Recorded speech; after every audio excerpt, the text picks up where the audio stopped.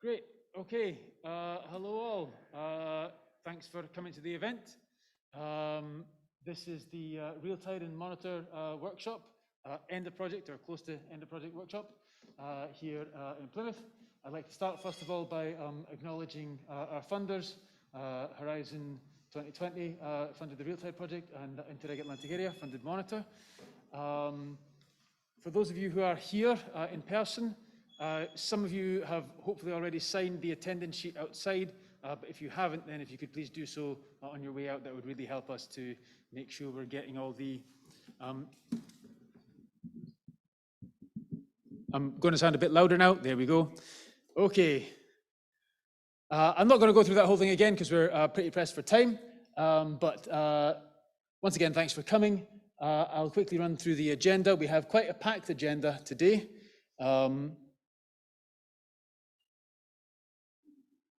Can we have the next slide? There we go. So first of all, Stefan and myself will introduce the project. We're then going to have a part two, which is a more technical session. Then a part three, where we're looking at the kind of impacts in terms of point of view of reliability. And we're going to finish up with the panel discussion. We are running a series of very short rapid fire talks. So I'm going to wrap up now and hand you straight over to Stefan for an introduction to the RealTide project. So thank you, Michael, for this introduction. So welcome, ladies and gentlemen. And it's a pleasure for me to be here today. So my name is Stéphane Pabeuf. I'm head of Composite Materials section in Bureau Veritas Marine and Offshore, and I am the coordinator of a RealTide project. So RealTide, it's a Hedge 2020 granted European research project involving 7 partners and 1 linked party. The RealTide concerns the advanced monitoring, simulation, and control of tidal devices in unsteady, highly turbulent realistic tide environments. So the project started in 2018, and we end at the end of November. The main objective of this project are to identify the main failure cause of tidal turbine at sea, and also to provide a step change for the blades and the power takeoff system. During the project, 31 reports will be issued, including 20 public reports. The RealTide project is concentrated around 6 main topics: FEA and RAM, the site characterization, the loading, the composite materials, monitoring and testing, and business case. So FEM and RAM analysis have been performed on 4 generic rotor tidal turbines. And so it's giving huge data for the identification of the main failure and the critical components. The FEM and RAM analysis are in a public report, and so guidelines has been issued concerning the development of tidal turbine in reality database. The second items concerns the installation site characterization, mixing measurement in situ and in basin, and the advanced numerical simulations. The sensitivity meshing study has been performed, and also the use of sensor able to capture the turbulence in order to validate the numerical simulation have been used in realistic environments. And so a pre-release of environmental condition database will be issued soon. So it's very important to know the site characterization in order to define the loading that will be applied on the structure. And so within RealTide, we have developed a BMT tool named StarBlade, able to predict the forces applied on the blade.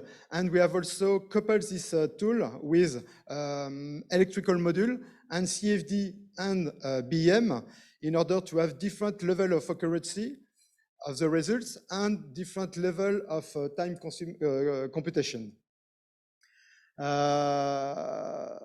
The StarBlade BMT tool is a public software, and so we have issued a data set of synthetic load data. So the composite material have been investigated through the blade. So classical materials, so I mean carbon fiber and glass fiber have been tested, but we have also investigated the bio-based material under static load, but also under cyclic loads.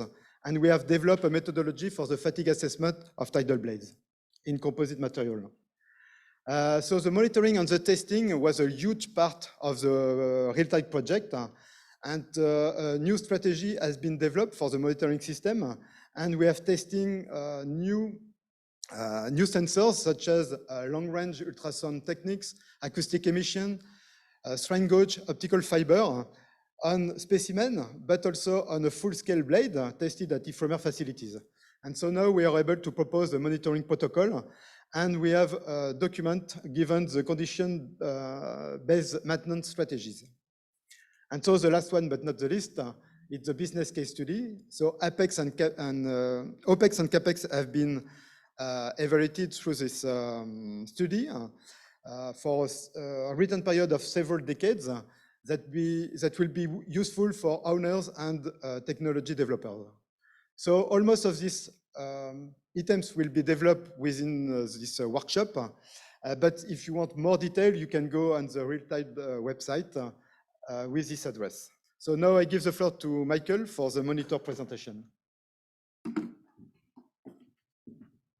Hello, yes, thank you, Stefan. So just as Stefan has for RealTide, I will give you a brief introduction to the Monitor project. The main motivation for Monitor was to investigate the reliability of tidal energy converters and to use a multi-model approach, by which we mean drawing together, or specifically looking at drawing together multiple sources of data, so full at-sea testing, full-scale at-sea testing, scaled-down lab model testing, and numerical modeling, and choosing those sources of data to be most suitable for our central reliability model. And our main output will be a tool that you can use to predict the reliability of particularly blades and structures. Our project team is an industrial academic collaboration with partners across the Atlantic coast of the EU. But before I go introduce the team, I'm going to talk a little bit about why we want to study reliability in the first place. And the answer is that at this stage, the tidal stream energy industry is at, the costs are dominated by O&M, by operations and maintenance, or at least the technical costs are. You can see there that the biggest chunk is in fact the cost of capital, but as we're at an engineering conference, I thought I'd stick to the technical ones. There are basically two ways to reduce the operation and maintenance costs, and that is to make a particular instance of maintenance cost less, or to have fewer instances of maintenance. And looking to improve reliability tackles the second half of those two approaches, because the more reliable it is, the longer your maintenance intervals become and the fewer unplanned maintenance events you have. The team for the Monitor project, you can see there, we're spread all across the Atlantic coast because, of course, this is a project that is funded by the Interreg Atlantic area. And you'll be hearing from almost all these partners throughout the rest of the workshop today. Our structure, as we say, we're tying into a main reliability model, which is being led from ORE Catapult in Glasgow. They will be the first technical presentation you hear from Monitor. You will also hear about numerical testing from Yeston Evans at Swansea, from lab testing from Greg Pino at University of Le Havre. Our device testing is led from University of Algarve by Andrew Pacheco, but he unfortunately cannot be with us. So Brian Seller from University of Edinburgh with the RealTide project will be covering both projects' site characterization work. And in part 3 of the workshop, you'll be hearing from Mitra Kamidelvan, who will be talking about how we translate the predictions of the reliability model into economic impacts. So with that, I'll head straight into the part 2, the first of our technical sessions. The first speaker will be Vincent Le Digan, who has recorded his talk as he's not able to attend. So hopefully, if I move on. Today, I will present the Ephemera assessment that was performed on tidal turbines during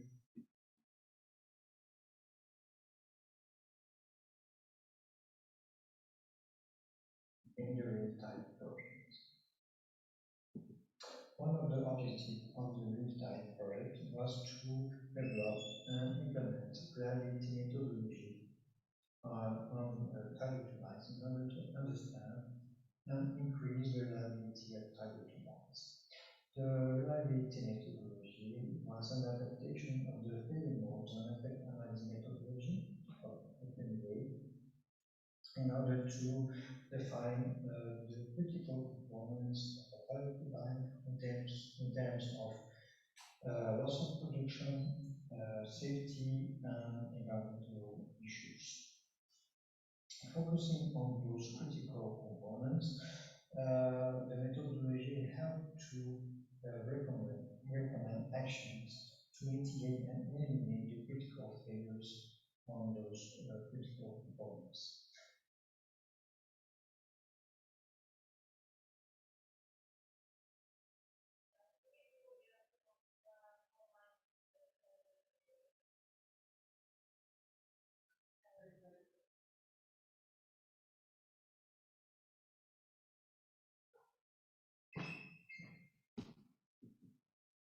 At the end, we have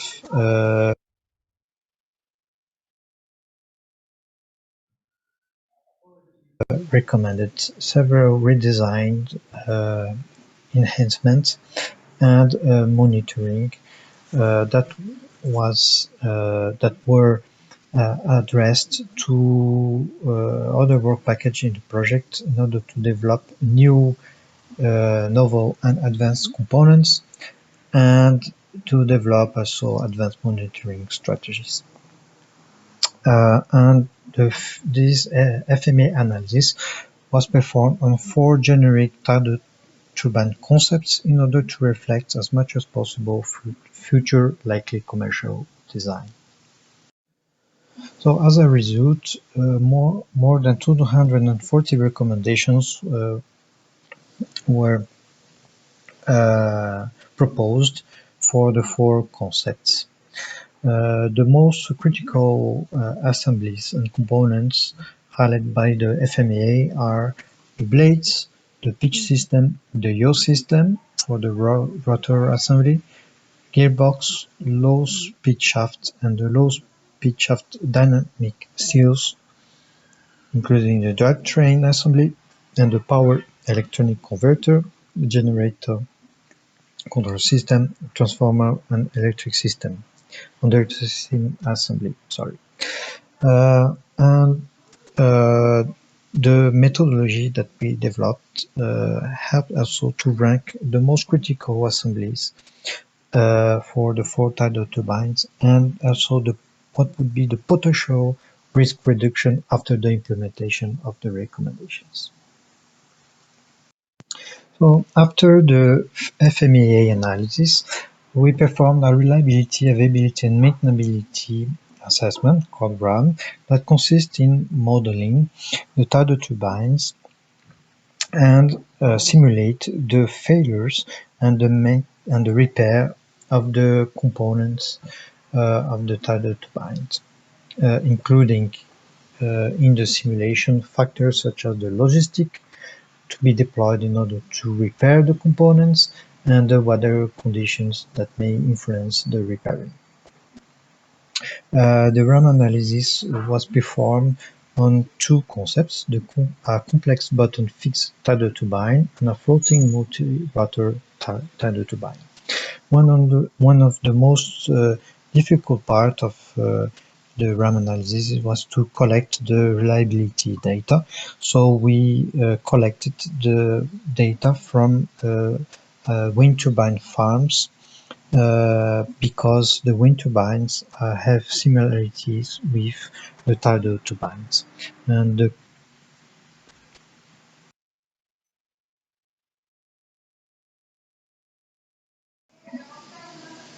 then we developed several RAM models.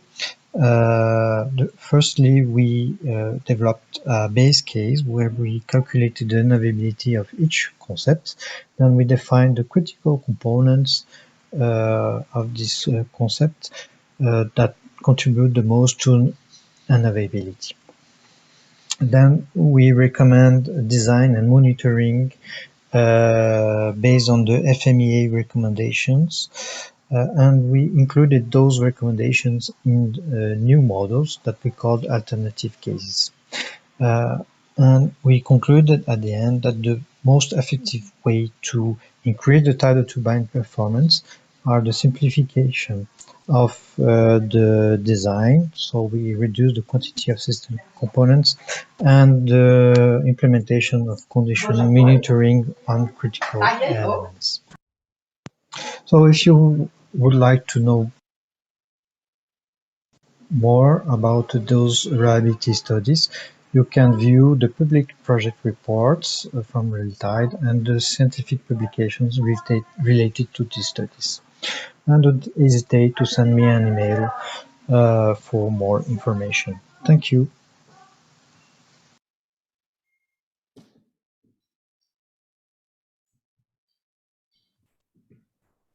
Okay, next we'll introduce George Pexton to talk about Vmea.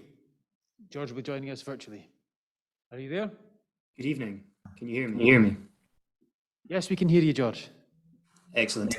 Good evening. Yes, my name is George Pexton from the Offshore Renewable Energy Catapult, and we have been looking at variation mode effect analysis, Vmea, in supporting reliability assessment in the design, development, and operation of tidal energy converters. So if we could move on to the next slide, please.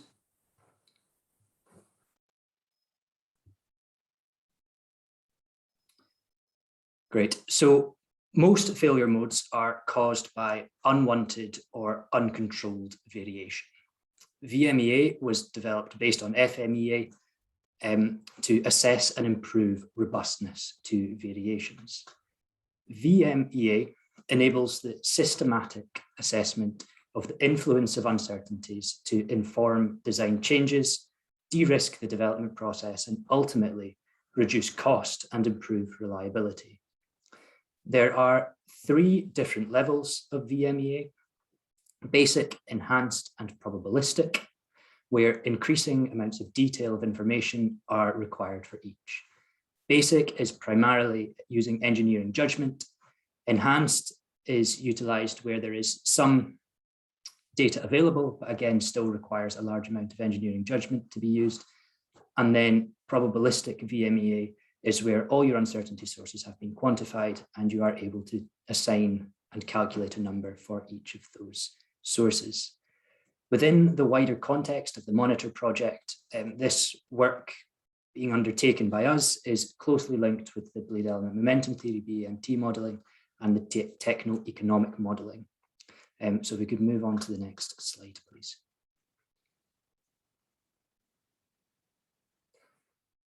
Currently, we are at the enhanced Vmea stage with the data that we have available. This has identified the top 3 uncertainty factors as the material model, the wave spectrum used for the modeling, and the fatigue model approximation. From this, we can learn a number of key lessons, and that at this stage, the level of understanding required to better understand the major uncertainty sources are, namely, ensuring material data is available as early as possible in the design process to enable better understanding of material behavior and therefore design requirements for strength and fatigue, etc. Secondly, understanding either the wave conditions at a proposed site in order to design effectively for that site, or conversely, design for a specific wave spectrum and then utilize sites that closely match that wave spectrum in order to understand the behavior of the components. Thirdly, undertaking coupon testing of your material to better understand its fatigue properties in order to be able to better model what is happening. If we could move on to the next slide, please. Thank you. So looking a little bit closer, from the enhanced Vmea, we can see that approximately 50% of the uncertainty in component failure comes from material modeling and fatigue life characteristics. The benefit of knowing this is that outlines the important factors to focus on helping drive development towards fit-for-purpose components, reducing the cost of over or under engineering. This then enables the move away from producing structures that are far too strong for their design purpose, taking more resource in terms of design time and materials, or conversely, premature and unexpected failure for under-engineered components. This research primarily has been focused on blade fatigue design life and establishing reliable materials data from an early stage is particularly key within this context. If we could move on to the final slide, please. So here we have a couple of links to publications on the Monitor website relating to the Vmea work that has been undertaken and our contact details. Thank you very much for listening, and I will now pass on to Brian Seller, who will look at site characterization.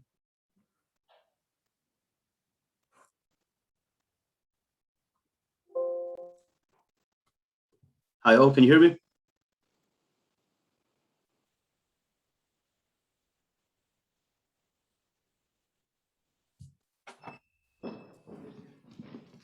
Yes, we can, Brian. Excellent. Hi all, I'm Brian Seller from the School of Engineering at the University of Edinburgh, and I'll do a quick run through of the resource characterization work that's been conducted as part of RealTide, and on behalf of Andre Pacheco, as Michael said, who couldn't be here today, I'll present briefly on some of the related resource characterization work for Monitor. Next slide, please. So very briefly, offshore renewable energy is trying to harness complex dynamic and interacting fluid velocity fields, those driven by wind, waves, currents, and turbulence. It's these velocity fields that produce the forces that the devices experience and ultimately drive the energy yield and the reliability. And if we can understand these complex interacting velocity fields and the subsequent forces better, we should be able to drive down the cost of renewable energy. And the schematic here shows the philosophy that the school and the university take when trying to do this, and we've taken that into the RealTide project. We try and look at it holistically, measuring data with existing sensors or techniques or developing new ones where identified or where requirements are needed. We work closely with developers, in this case, Sabella. You can see the D10 down in the picture there. And we run hydrodynamic models in parallel to the measurement campaign. We design it together at the start. That generates lots of data, and we conduct lots of data processing. And that's really to try and make sure that we can provide the engineering tools that are useful for driving costs down with the best data possible. And we work with the users of those tools to make sure that we're measuring the right thing. And by tools here, we're talking about physical simulation tools like tank testing and numerical simulation tools like CFD. And you'll hear more about that in the next presentation. Next slide, please. So we take that holistic approach and the sketch forward, and we look at the outputs of RealTide. In terms of data here, you should be able to see an animation. It's a data visualization of a set that we acquired from the Fromveur Passage in France in partnership with Sabella. We don't have a lot of time to go into this, but that's about 50 meters of water depth in the vertical direction. Time was rolling in and out of the page. And you can see the sort of wave effects overlaid over the mean tidal field and a lot of the turbulent variation as well there. The scale on the velocity has been removed because it's a commercially sensitive site, but you can get an idea of the complex interaction of the different velocity fields. And we want to see what we need to take out of that. This set is a very good over winter, something like 3-4 months. But what features should we replicate along the holistic approach? We don't just want to measure at one point, of course, so we need to have hydrodynamic models. Advance the slide, please. And we've done that on RealTide. So it's particularly important for spatial variation, and as we move to tidal energy arrays, we need to understand spatial variation. So we've developed from scratch a 3D high-resolution telemac model of the site. And again, there's no scale here, but what we have done is we're capturing the methodology for tidally important aspects of that modeling, and we're going to take that modeling forward to an open site at the European Marine Energy Centre as part of the Fast Water project. So if you want to hear more about that, then please get in touch. Advance the slides, please. We've captured the specification for that in a public report. Advance slides, please. We've got an upcoming implementation report that's due at the end of the project. And our last report, advance slides, please, is a database, a publicly accessible database. That will capture not just in situ data, but also hydrodynamic models and the results of physical simulation. As you can see here, if you advance the slide, please. And so with different machines under different conditions at the FlowWave facility. So any of the data that we can share from RealTide, because it's not commercially sensitive, will be included on the database. And advance slide, please. We'll also include outputs of CFD simulations. We're hoping that that will, for the sector, be a really useful combined data set. So a database that has conditions and the responses of modeled machines should be useful for verification and validation of tools. And in terms of measurement data, we're doing a reanalysis of the REDAP data set. We're aware that we can make improvements to the quality control, the QC, the metadata, and the user guidance. So that's an important output. Next slide, please. So we don't have a lot of time to go into this, but just to say that, yeah, the idea of getting better data takes quite a lot of time on hardware and software.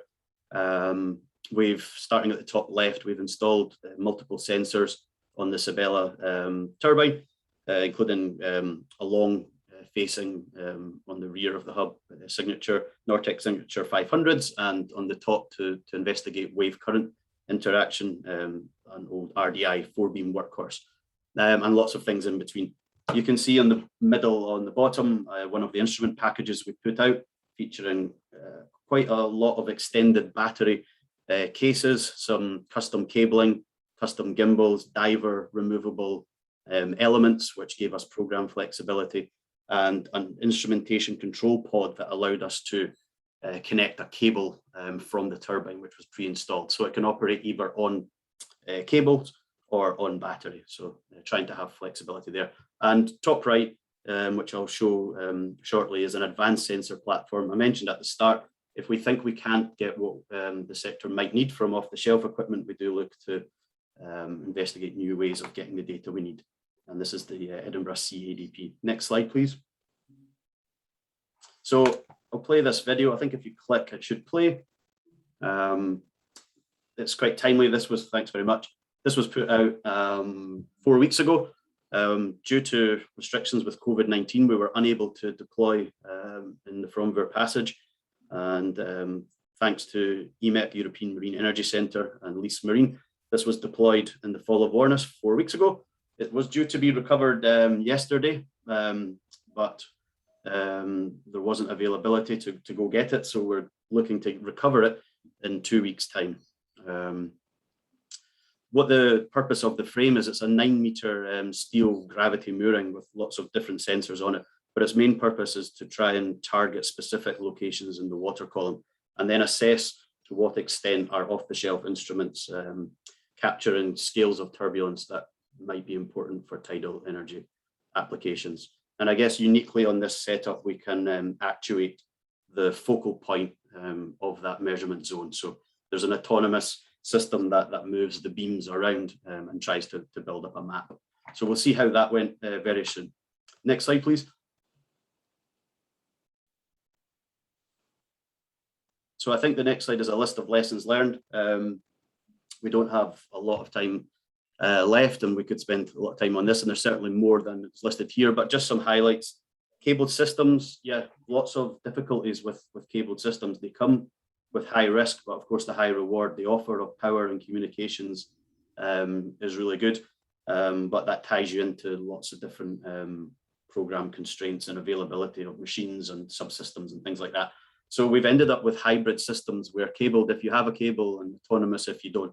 But when you go to autonomous, that leads to lots of other requirements, and we've learned quite a lot on that, and I've developed quite a bit on smarter operation of the systems. Retrofitting to machines continues to be challenging. You need a lot of mixed expertise, mechanical, electrical, instrumentation, health and safety, site access, all those things, and a lot of international travel and equipment transport. So difficult to get right, and certainly lots of testing needed quayside before you go to sea. As everyone knows, doing these things, lots of plan Bs and plan Cs. We did have a lot of interesting success, I guess, and lessons learned with diver availability. Not always available depending where you are in the world, but it certainly changes the way you design the measurement campaign if you have divers available, at least for some of it.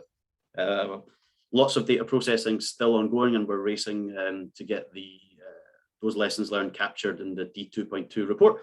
And to finish on the fact that partnerships work, leveraging student projects, PhD projects, working with others has been really important in trying to keep things going, particularly in COVID-19. And I guess on partnership, that's a good lead into the monitor work. Next slide, please. When we realized that monitor, which is focusing on understanding how environmental events and conditions correspond to observed device performance and loading, when we understand that they needed to measure high resolution environmental conditions, and the fact that we shared a partner in Sabella, we realized there was a chance to collaborate. So Andre, who I'm sure will answer your questions on the monitor side of things much better than I, but he shared equipment and we factored the monitor equipment into the RealTide measurement campaign, and we successfully deployed that, and we're co-analyzing the data at the moment. Next slide, please. So monitor has multiple developers on that project. So they're also working with Magellanes, who have deployed at EMEC, and I believe are in the process of redeploying or deploying as we speak. The idea behind monitor is to not just measure the environment, but to measure the environment and the response of the machine at the same time, and to try and assess what's being experienced on the machine, where is it coming from, what events and processes that we've observed in the environment are causing these. And the data sets that they've generated so far are the Fromver joint RealTide monitor set, and a separate fall of awareness set using an RDI 5B Sentinel. Next slide, please.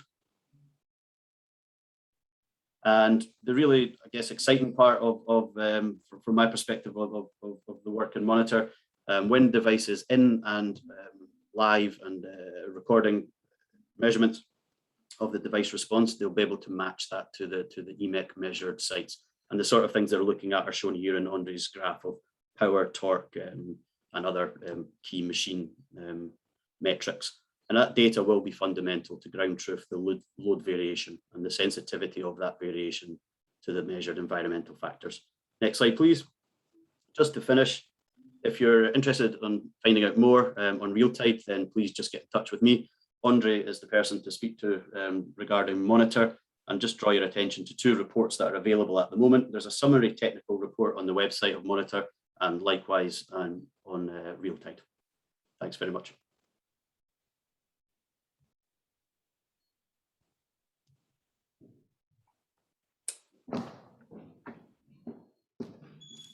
Okay, so moving swiftly on, we've been hearing about the field measurements, and I'm going to talk about how we've taken those field measurements and done other things with them to try and understand the loads and the forces experienced by turbines. Just move on. Yeah. So as Brian said, we're trying to understand the loads and forces on the turbines in a real environment, and to try and validate numerical models and design tools. And in order to do that, we need to take the information that we've got from the sea, and we need to put it into the laboratory. And we've done tests in the Flowway facility and in Ephemera using turbines both designed by Ephemera and designed by the University of Edinburgh under a range of conditions. We've seen the kind of measurements from Brian's work that you get, and we can see that waves are a significant issue on the turbines. So the turbine is subjected to large-scale turbulent fluctuations over very long periods of time caused by geographic features and bathymetry. It's subjected to high frequency turbulent fluctuations caused by the sort of normal turbulent structures in the flow, and it's subjected to waves. And we need to understand how all of that works and to measure the loads on the turbines. And so we conduct these tests and we take lots of measurements. So here is a turbine under test, and we've characterized the velocity field around that turbine as accurately as we can, because we want to use this for validation data and to provide it as a public data set for people to also improve the skill of their numerical models. And so a lot of velocity measurements were taken around the turbines. We used a pair of ADVs that have been moved around to do all of this. I wish we had a scanning system where you could do this in a single shot, but you can't. And so those measurements, we've been careful to control the quality of those measurements all the time and to make sure that there's plenty of seeding material in the tank and to take measurements. And when you've got that data together and you've got an extensive database, and I'll say a little bit more about this in the presentation tomorrow, we're able to post-process that data and come up with load information. And so what we have here is we have a synthetic load spectrum and some load probability distributions, and this kind of information can then feed through to the material science people and people looking at loads on the drivetrain to try and work out how they're going to design those. And we can use this again as validation data against models that are being developed, and also to try and provide information for large-scale test facilities. And so that's what we've been doing in RealTide to try and bring all this together. I haven't had an opportunity to talk about the numerical modeling that we've been doing, but I can talk to people about that at another time. There are public deliverables shortly to be including the database on the website, and there's detailed reports on the experiments which will also be available. So I would direct you to our website as the project wraps up. And now I'll hand over to Gregory, who's going to talk about some more experimental work.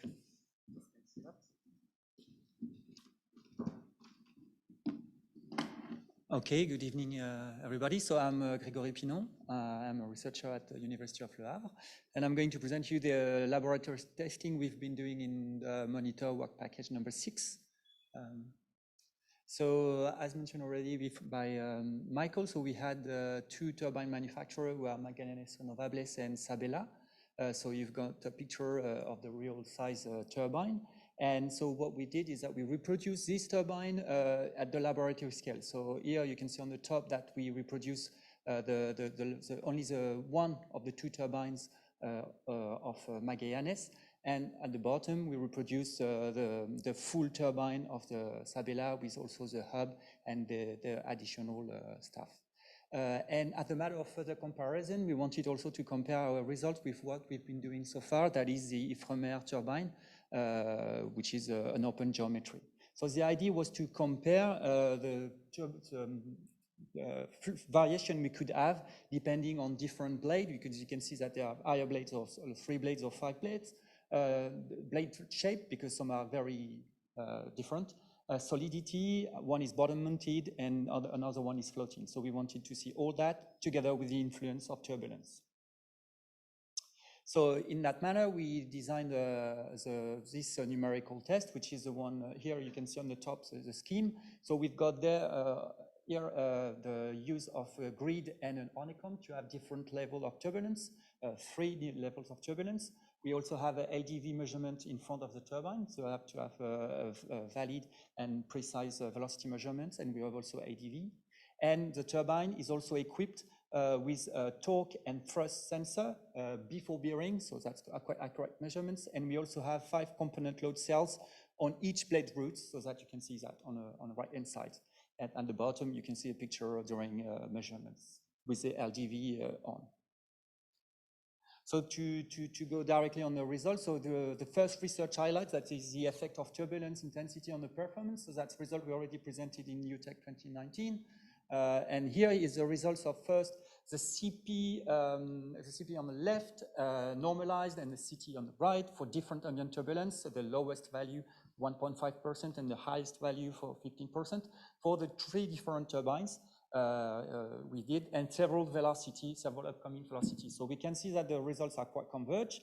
We have differences depending on the turbine profile or turbine definition, geometrical definition, but that as it is normalized, the differences are not that obvious. But the interest in monitor was to have the fluctuations, the load fluctuations, so that's what we've done. And we've done that with the standard deviation of the CP on the left and on the CT on the right, and again for different ambient turbulence. And what we can see here, and it's striking, is that we have hardly no differences between the geometry of the turbine, and the leading aspect is the turbulence intensity. And you can see on the top that all the turbine, all the fluctuations are rather similar, whatever the turbulence, whatever the turbine is. On the bottom, for 15% ambient turbulence, we have more differences, but it's again in the same range. All these results have been summarized in first the UTEC paper and a recent ocean engineering paper published in 2021. The second research highlight is the effect of turbulence on the blade root load. So here you have on the left raw results, either of the actual force, really, yeah, and the edgewise bending moment. The thing is that, so that's raw results, so we post-treated them. And again, what we wanted to see is that whether we have differences depending on the turbine geometry. So on the left, what we can see is that some kind of variational fluctuation of the actual force. And what we can see is that, again, this is the turbulence intensity, ambient turbulence intensity, which is leading, where we have the 3 turbines at the lowest ambient turbulence, which are quasi-superimposed. Again, the 3 turbines with the highest ambient turbulence, which are nearly superimposed, and in the middle, the blue and red curve, which are for the intermediate turbulence intensity for only 2 turbines, because they were tested only for the 2 turbines. However, on the right-hand side, you have the similar analysis, but for the edgewise bending moments, so that's the one which is creating torque, and then we can see some more differences and real variation. So this was summarized in this paper in Renew 2020. And finally, the last research highlight is the influence of the drivetrain controller versus turbulence. And here we wanted to study the magnitude square coherence between 2 signals. And what we've been doing is that we've been doing this between the torque Q and the upcoming velocity, U infinite, and the torque Q and the rotational speed.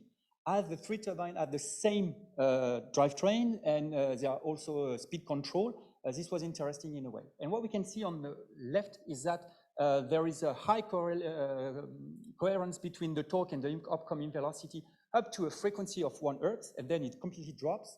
And then, on the contrary, when we do the coherence between torque and upcoming velocity, we have an increasing value up to this 1 Hertz, and then it's really coherent. And this was done for the ATIA for different turbulence and different TSR. And we've done that for all the 3 turbines, and we found exactly the same thing. So what we are thinking of is that the torque, the drivetrain controller has a real importance on also the fluctuation, and that needs to be studied. So this was also summarized in the paper, in Ocean Engineering paper 2021. So finally, last slide. So I also wanted to make links with the numerical work that is going to be presented soon by Yestin, for instance. And so we did that also in Le Havre. So that's turbine interaction in 4 turbine interaction in the netted configuration. That was a farm that was supposed to be done in Alderney Race. And this is some of the results were published in a paper in Energy 2021. And here you see some of the results are going to be presented by Yasmin Belbelkacem. So it's presentation on Thursday. It's not XX, it's on Thursday morning. So I really engage you to come and see. So we will have load fluctuation perceived by the downstream turbine, depending on ambient turbulence, and also a yaw angle with respect to the alignment of the farm. So I pass it to. Hello, everyone. Can you hear me clearly? Yes, you can go, Sébastien. Okay, perfect. So hello, everyone. I'm Sébastien Loubert from Bureau Veritas Solutions Marine and Offshore, and I've worked on the blade result CFD modeling in RealTide. I will now present an overview of the work that has been carried out. The idea was to develop an accurate computational fluid dynamic model to study the turbine loads and performances in realistic environmental conditions. I will present three main research highlights, each representative of one key phase of the work. The first one is the one you have on the screen. It's the performance assessment in open water. The idea here was to study the blade performance in ideal flow. The model developed considers only blades and hub of the turbine in uniform current. The calculations were based on Rand's approach with K-omega SST turbulence model. In order to reduce the number of cells in the domain, only one slice of the turbine with one blade was modeled with periodic conditions on the sides, thanks to the axisymmetric shape of the body model. The main outcome of this study were first the open water performance curves, which were compared to BEM and experimental results with satisfying agreement. It also enabled to study the flow behavior around the blades for multiple TSR values to verify the consistency between the blade profile and the targeted operating conditions. And finally, the pressure fields were also used as key inputs for the structural analysis of the blades. Next slide, please. Then the model was further developed in order to include realistic environmental conditions, turbulence, velocity profile, seabed influence, for example. It now includes the full turbine and its structure, the seabeds, and uses rigid body motion approach to account for the rotor rotation. This is a green dot that you have on the screen for the domain of the rotor. The objective is now to simulate the turbine operating in condition it will most likely face after its deployment on site. The environmental inputs were directly taken from work package 2 presented by Brian Sella a bit earlier, and thanks to the measurement campaigns carried out in RealTide. It enabled to quantify the influence of the turbine structure on the blade loads, the effect of various velocity profiles, the effect of the influence of the flow incidence on the turbine, and analyze the behavior of the turbine in critical operating conditions, such as freewheel or sudden stop, for example. To conclude on the CFD model developed here, it's a useful tool which can be reused for other turbines to simulate the turbine operations. One drawback is the fact that we were quite interested in the influence of turbulence in the loads on the blades, and the Rand's approach was a bit short on that, so DS should be used for further work on this point. Next slide, please. Then came the blade deformation analysis as the blades were in composite. The objective here is to use the open water CFD model presented first, coupled with the FEM model developed by BV and Ephemera to study the composite blade deformation. The methodology is based on an iterative approach where CFD models provide the pressure field on the blade, and the FEM model provides the associated deformation thanks to an interpolation between both model meshes. As there is a direct interaction between the blade deformation and its pressure field, of course, it is necessary to reiterate until reaching convergence between the equilibrium between hydrodynamic and structural loads. Here on the left, you have a picture of the deformed blade with the maximum displacements reached after 7 iterations. The work carried out enabled to define a successful coupling strategy between fluid and structural models. And the next step would be to automate the iteration process between the two models in order to gain some efficiency, as it is for now done by hand. So thank you very much for your time on this subject. While it is only a glimpse of what has been done, it does show some key aspects of the blade resolve CFD modeling work carried out in the project. And I now leave the floor to Justin Evans, who will present the CFD work carried out on Monitor project. Thank you, Sebastian. Yeah, I will give you a quick overview of the numerical work that's been carried out on the Monitor project. So why is it important, the numerical modeling? So on the Monitor project, as you've already heard, the central model is a Vmea model, and the more data we have got to input into that, the better it predicts reliability. So if we can develop a wide range of numerical models, validate them, then we can realize a far greater number of cases, even those that we can achieve in laboratories or at sea, and the extreme cases which doesn't happen or we don't want to happen. And then we can input that to the Vmea model, and yeah. So I'm going to highlight 3 different numerical models that we've developed. The blade element momentum theory, which is a simple model which can predict the performance and loads of a single turbine. We've also developed a vortex particle method, which can give greater details. It can model the wakes of a turbine and the interactions of arrays. Like Gregory mentioned earlier, on Thursday there will be a specific talk on that work at an industrial proposed site, if you're interested in that.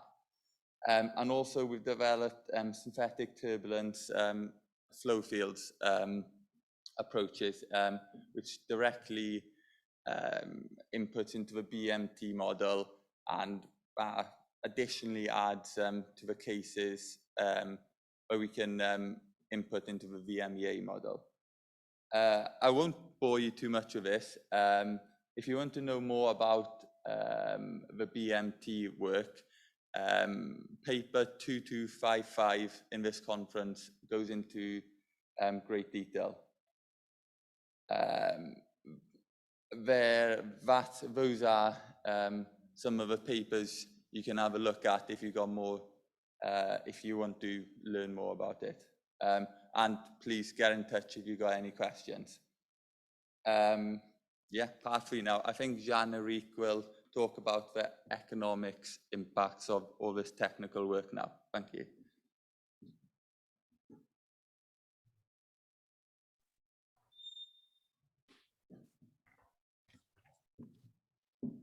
Jan-Erik, do we have you? I am here. Good evening from Brussels. Do you have my slides?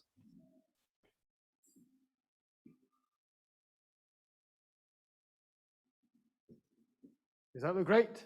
Yeah. I want to use the opportunity to start by recapitulating some of the structure in the project, which already was introduced by Stefan. So if you make 5 more clicks, you will see where we are. We have gone through these technical issues, and 1 more click. Next slide, and then 1 more. I will introduce a very small taste of the cost modeling and market evolution modeling aspects of the project. That has been done inside the scope of RealTide and is still ongoing. So I will be showing just snapshots of what we are doing here. The business case study in RealTide, which is a public deliverable, so you will all be able to read it in a hopefully not too long time, weeks or months, few months. Is actually an interplay between a cost modeling exercise and a modeling of a hypothetical, but we think probable market evolution for tidal stream. So there are two models involved, both being rather simple and transparent Excel sheets, but quite fit for the purpose. And I will introduce the methodology, and then I will just show two snapshots and only a very small set of results to illustrate a little bit for you what this can be used for. So the costing model is a bottom-up calculation that starts from the materials and operations and calculates the costing in terms of LCOE, but with full underlying detail for arrays or farms. It is actually quite detailed, but it's not so detailed that it removes the ability to view at a glance the effect of changing parameters or changing assumptions of parameters. It estimates the LCOE from the resource base, construction cost, and operation costs. This immediate on-screen feedback makes this model, particular model, quite good for sensitivity studies.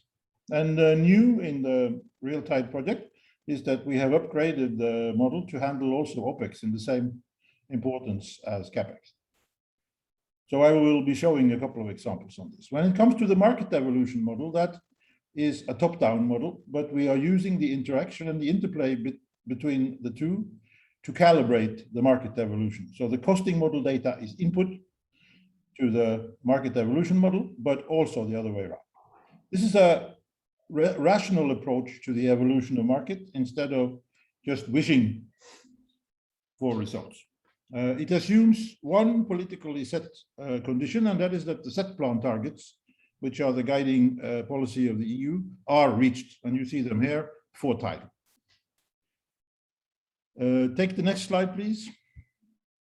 Here I will show you very quickly the snapshot of the input screen of the model in its tidal form.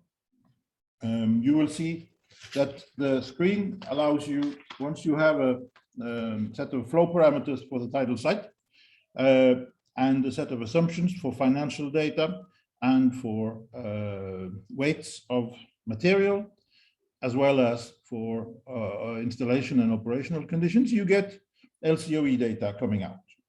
We have made assumptions that an array consists of 5 2-megawatt installations, so twin 1-megawatt turbines. But over the years, as the market evolves, the capacity of every turbine increases so that we have a probable trajectory of cost reduction. When it comes to tidal farms, they consist of, in our modeling so far, of 25 megawatt installations.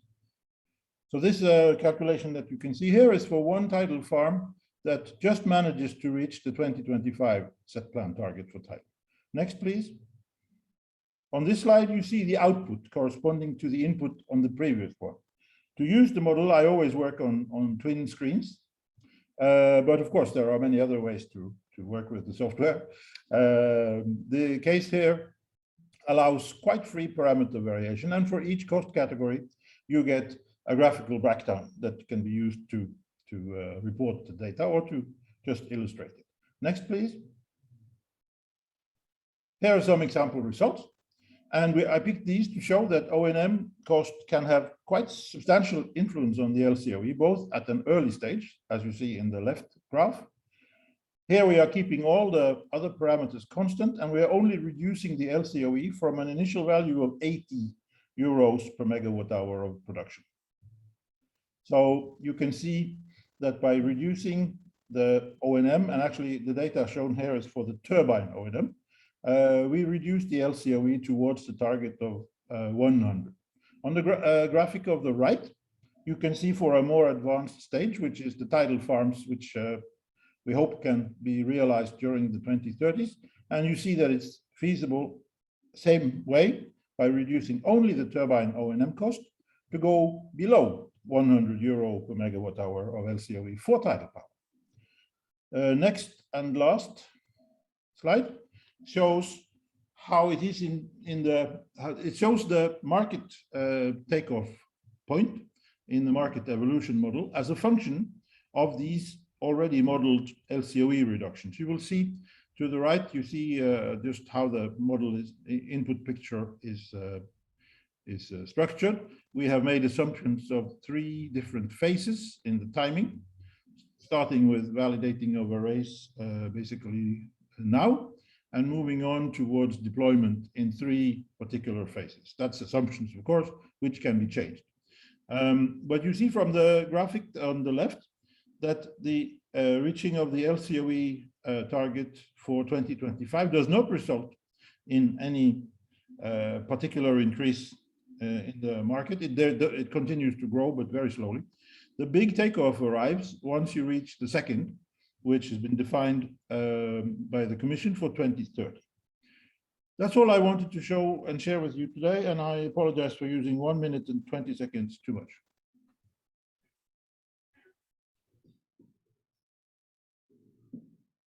Thank you, Jan Erik. We'll move on now to Mitra. Mitra, are you with us? Yes, Michael, thank you. Can you hear me? Yes, we can hear you. Okay. My name is Mitra from Levant. From UCC, I will present a quick introduction to the operation and maintenance model, which has been developed for tidal devices, and will give some results based on example project. What could be the impact on a model in the techno-economic model, including CapEx, installation, OpEx, and decommissioning? As you know, the O&M model is useful because it can assess the tidal turbine's maintainability. The model produces scenarios and details the annual number of phase, downtime hours, and energy downtimes, vessel costs, and all other costs which are associated with the operation and maintenance. These estimates are produced using the reliability data of tidal turbines, and therefore are useful to the asset owners, device designers, and developers. Next slide, please. General output of the model, as you can see in the pie chart, is a detailed annual breakdown of the cost, as well as the number of phase per turbines and its downtime hours and downtime energy. The model provides 95% confidence intervals for each cost item. Obviously, the tidal O&M model output depends greatly on the data inserted by the users and the locations measured data, distance to ports, and vessel specifications all have a significant impact on the cost O&M output. The example here is run for a project with 56 turbines with power rate of 2 megawatt each, with an average half fail per turbine per year. Of course, the model can assign different failure rates to each component of a turbine, the sensitive component like blade. The Monte Carlo simulation in the model provides an iterative approach that can inform the decisions about the direction for reliability improvements. For instance, it can quantify the uncertainty. It also can identify which component caused the most downtime or most repair cost. Moreover, since the weather window limits greatly influence the downtime hours and energy, it should consider the maximum weight, height, but also should produce scenarios by considering the other parameters like wave period, wind speed, and current speed. For instance, including a current speed of 1.5 meter per second instead of 2 meters per second would have a considerable impact on the length of wait to have good weather for vessel operation, as you can see in the histogram on the right side. Next slide, please. I present 2 highlights from the result in this slide and the following slide. One important thing is to notice the decrease in the uncertainty of the distribution probability of the lifetime turbine fails. For instance, by using a variable or variable distribution, instead of the exponential distribution as shown in the figure. The blue curve in the figure represents exponential distribution, while the others are the variable distribution. So the exponential distribution assumes phase are equally likely to happen at any time, while the variable distribution assumes brand new turbines after it is repaired are less likely to fail. By using this method, the model can assist decision-making about the turbine maintenance strategy, for example. This will increase the accuracy of the forecasting of the cost of energy for tidal turbines in terms of O&M cost. Next slide, please. The last research highlight is a demonstration of the result for corrective maintenance and preventative maintenance. As you can see in the histogram, compared to only corrective maintenance, preventative maintenance of the model decreases the number of turbine fails by 50% in our example. In the bar chart on the right, you can see that outcome that compared to only corrective maintenance, preventative maintenance could have 0.2% reduction in benefit. In benefit, I mean in terms of income from selling the electricity minus the O&M cost. But preventative and maintenance decreases the uncertainties or risk project, so making the outcome more certain. So this was the overall introduction of the O&M model. Next slide, please. The documentation of the alpha version of the model is to be published in the monitor deliverables in the website, in the project website. A paper is under preparation for this presentation, which would be public, and your questions are welcome. Thank you very much. And I will pass on to Stefan, who will talk about standardization. Thank you, Mitra. So hello again. So now I will speak about standardization. So why asking for standardization? So we ask for standardization in order to ensure the quality of a product, a system, or a component. In order to ensure the safety of the user of this product or this system. And it's also, we ask for standardization in order to increase the reliability of a product. And so it's also to be able to compare together two technology, two system, or two components. Sorry, but so in fact, at the end, it's in order to give confidence to insurer, to banker, to investor, and to end user. So concerning tidal turbines, few standards exist for the moment, but let me mention the IEC 62600 series, that is the technical specification developed within the technical committee 114. And so in this technical committee, the document addresses the design requirements, the mooring system, the electrical power quality, acoustic characterization, etc. And so we can also mention two classification society, the DNVGN and Bureau Veritas, that has issued some guidelines and standards addressing these technologies. We can also indicate the guidelines developed by EMEC and the protocol produced by Ephemera. So within the RealTide project, some of partners are involved in the national committee, that is the mirror committee of the TC 114. And this national committee are in charge of reviewing the technical specification before publication.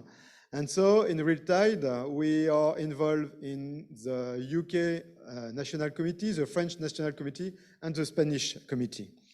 And so we are in contact with the chairman of the maintenance group that will update the existing documents. And so we can mention the -200 document concerning the tidal power performance assessment. The results of RealTide will or share with this committee in order to improve the document. And it's also important for the -201 for the tidal resource assessment, where the work that we have performed in RealTide will be helpful and useful for this committee and the improvement of the document. And so anyway, for any other technical specifications that have been already published, they are always currently revised. And so the results that we have in RealTide will be reused for the next publication of these documents. So concerning the Bureau Veritas guidance note NI 603, thanks to RealTide, we will be able now to propose a new update document, and especially we can improve the fatigue methodology that we have developed within RealTide and that we have tested. So in RealTide, we propose a condition monitoring protocol, and so this protocol will be also included in the next revision of the document. The testing procedure will be also detailed, and thanks to the different calculations that we have performed in the project, especially the analytical calculation and the numerical simulations that we have performed with CFD and the coupling with the finite element analysis, we can improve the safety factors that we have in the document and the coefficients that we propose if we perform an analytical computation or a numerical simulation. So all these results will contribute to the TIE community for the improving of document and especially the standardization leading to the certification at the end of the product. So I will not spend a lot of time on this slide because we are aware that we have public reports now in our website. So you can go on the website to upload the documents. And we are also some scientific publications, and especially during UTech, we have 4 papers. Some of them have been already presented, but tomorrow and on Thursday, we can also attend some presentation. So now I give the floor to Erwan from Sabella. Erwan, are you here? Everyone, do you hear me? Yes, you can hear you. Yes, I'm Nicolas from Sabella. I am innovation manager, and Sabella was a common partner between Monitor and RealTide projects. I will present you how we use the different works and tools developed during the 2 projects to adapt our devices to a real site. First, I will present the tidal turbine environment. We have to work in and operate in harsh environments because we have high currents, waves, and steady flow, and fouling and abrasion. And this kind of site are not really known actually. It's not interesting for industry before tidal. For the case of Sabella, we are installed on the seabed, so we have no internal inspection possible and supervision only by sensors, and we cannot have on-site repairs. And also we have specific conditions for each site, the current velocity, wave height, turbulence intensity. So the power production, extreme loads and fatigue loads are different for each turbine dedicated to a site. Also the bathymetry is not the same. We can work inside with a 20-meter depth or 50 or 60, so the size of the rotor cannot be the same. And also the water temperature is different and affect the cooling and the type of fouling. So the lessons learned by experimenting our tidal turbine design, we can see on the picture, is that a minor failure can require the turbine to be retrieved and repaired onshore. The turbine retrieval requires an expensive offshore operation with a DP vessel, with a high crane capacity. And also we have few weather windows for offshore operation because we have to operate during neap tide with good wave conditions. So we have high risk of a long downtime for maintenance. That's why reality represents a key factor for tidal turbine. and for its business model, particularly for OpEx, because limiting the maintenance operation and having an impact on revenue is reducing the downtime. So the first work we conduct is to make the reliability assessment, first with the Ephemera, defining a list of equipment failure modes with effects on tidal operation. Next, we go to the RAM assessment, define the global system reliability, and identify critical components to improve design and monitoring. We also use Vmea to understand the influence of uncertainties on component design, specifically for a site, for example, blades.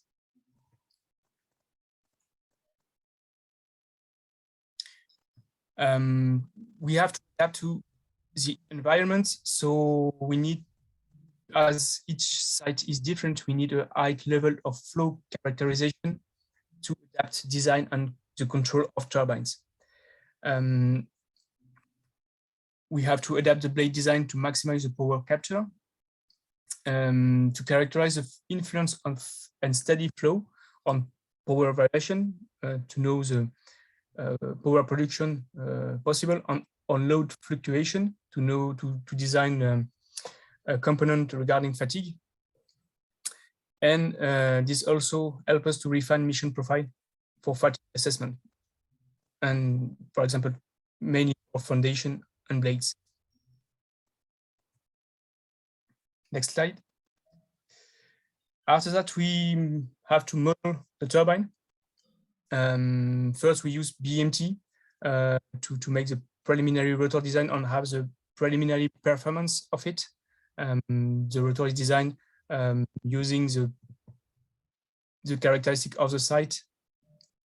Next, we use a tie-to-wire model. This is this is a model, of rotor and connected to conversion system and linked to the grid. So with that, we can optimize the control of the turbine for the site and also have the mission profile for electrical components. We also use the LCOE model when we have a preliminary design to know the economical viability of the solution and optimize design to cost, if necessary, at the level of the turbine and also at the level farm. And the next, we use a refined modeling using CFD and finite element models. CFD to make a blade design optimization and to characterize the pressure field for structural design. And next, we use finite element to define the structural design as the blades are made in carbon composites. Next slide. The next step is the tank testing. When we have the design, we have to check the rotor characteristic, and we use the tank for that at scale with the scale models. This is to check the performance, the thrust, and the TSR compared to the results of models. With that, we define the influence of currents plus wave plus turbulence on blade loads also. And all these results help us also to refine our modeling.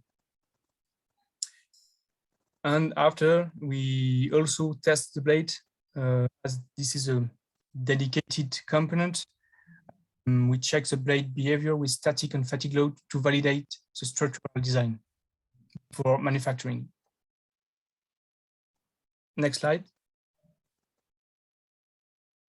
The final stage is to define the adapted monitoring technique to measure the critical parameter on each critical component, to develop the SCADA analysis to detect failure by measuring variation on monitor parameters. This is adapted to each site. This is very important because, as indicated before, this allows to detect failure before it occurs and avoid unexpected maintenance and preventive maintenance. So as a conclusion,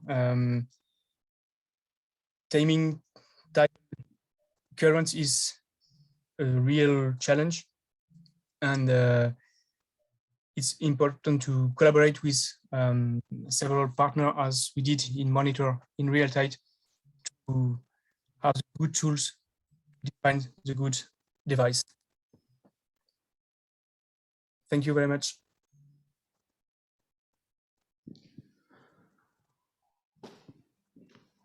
Okay, thank you, Erwan, and thanks to all our speakers. We're now coming into part 4, which is going to be a panel discussion questions. So we have a microphone to take any questions from the audience in the auditorium. And if you have questions from the online audience, just put them in the chat box and we'll be able to see them, and either myself or Stefan will read them out. In a bit of a mutual backslapping, I think I'm going to start by asking Stefan a question first, which is quite a broad one. I think one that can be, I'm asking you to use, Stefan, but if there's any input from the other RealTide people, I'd be interested to hear from you as well afterwards, is basically what would you like the impact of RealTide to be on the tidal energy sector and on the community broadly? So we hope that the results that we obtain in this great research project will be reused by the tidal community, especially the different topics that we have developed and that I presented in the introduction of my presentation. We hope that all these results will be used, and we help the designer to improve the reliability of the product, to improve the reliability of the tidal turbine, and that we will have deployment of commercial tidal turbine in the future. And we are also confident that these results will help the development and the improvement of the standards that we have already in our hands. But it's not sufficient, and we hope that this new step will contribute clearly for the improvement of this technology. Thank you, Stefan. Any other questions? Any other answers to that from the other RealTide contributors here? I can see some folks starting to filter out, which is obviously no one likes to be there when you're asked to raise your hands, but can I ask that if you do go out, can you make sure that you sign the registration sheet on your way out, which should be next to the coffees where you got them on your way in. So we have a question here? We have a question from the audience? No? A similar question to you, Michael, you just asked Sebastian. What would you like the impact from a monitor project beyond the industrial, tidal stream turbine industry? Well, in the long term, I'd like to see that we have our central reliability model being taken up. You know, we'd like that to be a tool that is easy to use and becomes a standard, and that someone can say at the design stage, I want to know based on what I have with my of my design at this stage, what will be the factors that are generating the most impact on my device reliability, and how will I need to change my design in response to that. And I'm hoping that the work that we've done in bringing together multiple testing methods to inform that reliability model will make that model as good as it can be. In one sentence, one very long drawn out sentence, but one sentence, that would be it. Question?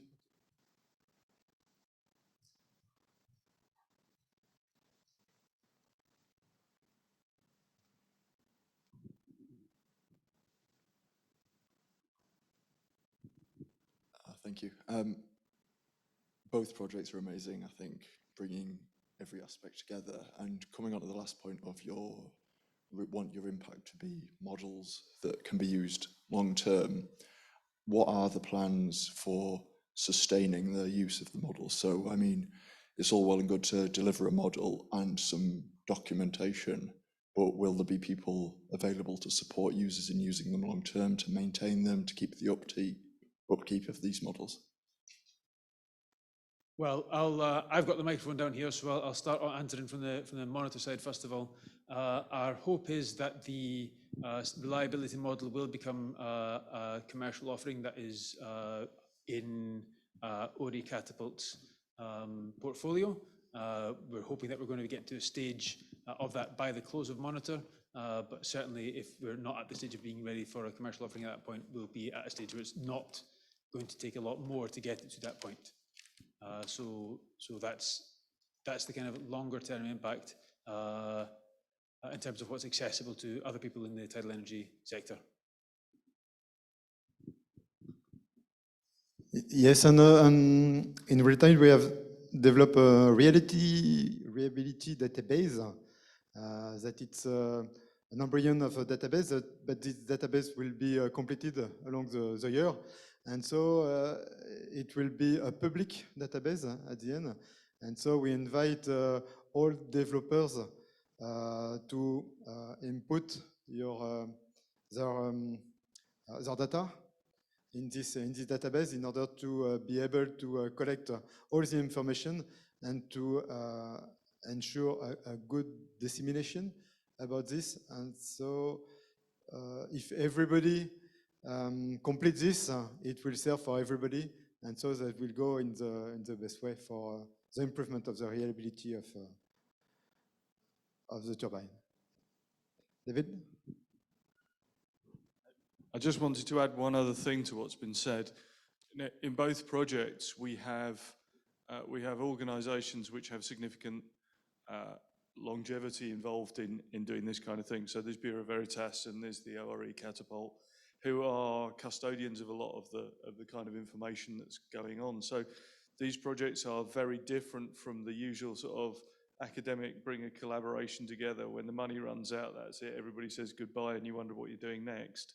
And I hope that Bureau Veritas and the Catapult and some of the other people that have longevity in this will carry on exploiting the tools that have been developed and encouraging people to participate in the collaboration that needs to go on to bring these up to date. And I would add one other thing, which is we've all talked about a lot of data. We've talked about big databases and lots of information. A lot of those databases and that data is being put on university-based archival sites. So the universities have undertaken that data will be available for the rest of time.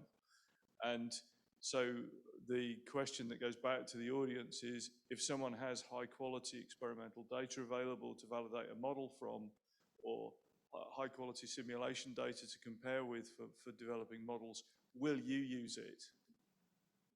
So that's my question to the audience. Okay, thank you. So maybe another question. We have time for one question. We don't have any question online? No? Okay. We can go for the refreshment now? Yeah. Okay. So thank you everyone for attending this workshop and to be present today. So thank you for people online also. See you later and have a nice evening. Bye-bye.